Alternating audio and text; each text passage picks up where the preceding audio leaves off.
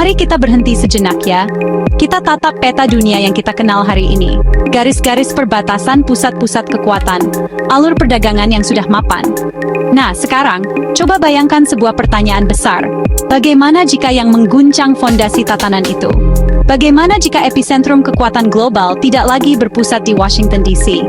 Bagaimana kalau poros dunia bergeser ribuan mil ke arah timur, tepat ke jantung Kepulauan Asia Tenggara? Bayangkan, bagaimana jika Indonesia, negeri yang kita cintai ini, bangkit menjadi negara adidaya yang baru? Ini bukan sekadar fantasi kosong loh, melainkan sebuah latihan pemikiran. Pertanyaan ini membuka ribuan kemungkinan lain. Apa yang akan terjadi pada dinamika politik internasional yang selama ini kita pahami? Bagaimana pergeseran ini akan membentuk ulang ekonomi global, dari pasar saham hingga warung kecil di ujung jalan? Pergeseran kekuatan ekonomi adalah perubahan paling nyata ya. Jalan Jenderal Sudirman di Jakarta kini telah melampaui Wall Street sebagai pusat keuangan dunia. Malam pemandangan Jalan Sudirman futuristik dengan drone pengantar barang. Gedung-gedung pencakar langit menjadi rumah bagi bursa efek terbesar di dunia. Layar ticker global memperlihatkan pergerakan korporasi. Keputusan investasi besar tidak lagi menunggu bel pembukaan di New York. Pengumuman kebijakan dari Otoritas Jasa Keuangan Indonesia menentukan arus modal.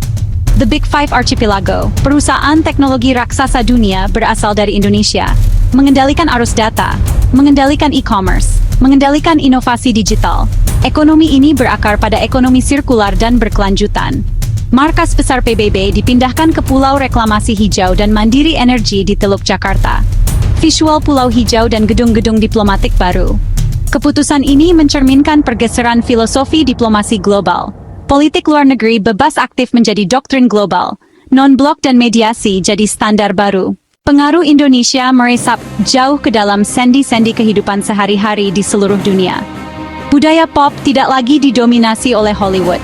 Budaya pop tidak lagi didominasi oleh K-pop, melainkan oleh I-Wave atau Gelombang Indonesia. Film-film produksi Miles Films atau Rappi Films menjadi box office global, menceritakan kisah-kisah epik dari sejarah Nusantara atau fiksi ilmiah yang imajinatif. Musisi seperti Nicky dan Rich Brian hanyalah permulaan. Kini, grup musik yang memadukan gamelan dengan EDM mendominasi tangga lagu dunia. Serial drama televisi Indonesia yang penuh intrik keluarga dan nilai-nilai moral ditonton oleh miliaran orang, diterjemahkan ke dalam puluhan bahasa. Gaya hidup global pun turut berubah. Batik tidak lagi hanya pakaian formal, tetapi menjadi pernyataan mode di panggung fashion dunia dari Milan hingga Paris. Orang-orang dari berbagai negara dengan bangga mengenakan kemeja batik modern di sebuah kafe kosmopolitan di London.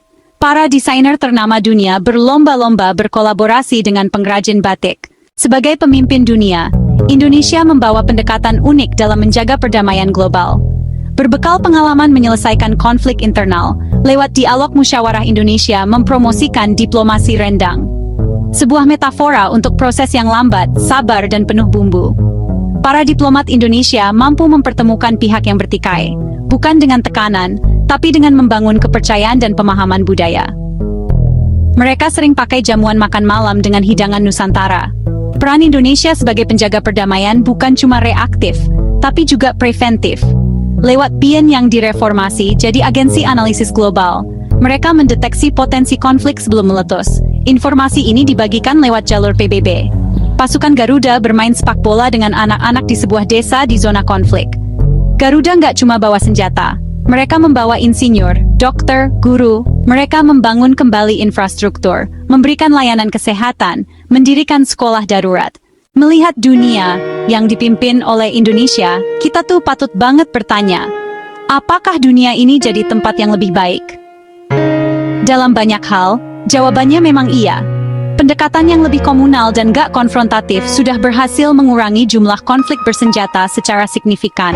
Penekanan pada keadilan iklim, penekanan pada ekonomi hijau, juga telah memperlambat laju pemanasan global, memberikan harapan baru buat generasi mendatang.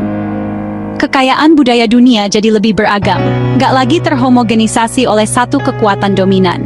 Nilai-nilai seperti gotong royong, musyawarah mufakat meresap ke dalam tatanan sosial global, menciptakan masyarakat yang sedikit lebih peduli dan terhubung. Tapi, menjadi negara adidaya juga menghadirkan tantangan baru yang sangat besar buat Indonesia sendiri. Kekuatan absolut itu cenderung korup, dan godaan untuk memaksakan kehendak selalu ada. Bagaimana Indonesia memastikan nilai-nilai luhur Pancasila Bhinneka Tunggal Ika tidak terkikis oleh arogansi kekuasaan? Bagaimana menyeimbangkan kepentingan nasional dengan tanggung jawab sebagai pemimpin global? Pada akhirnya, ini adalah cermin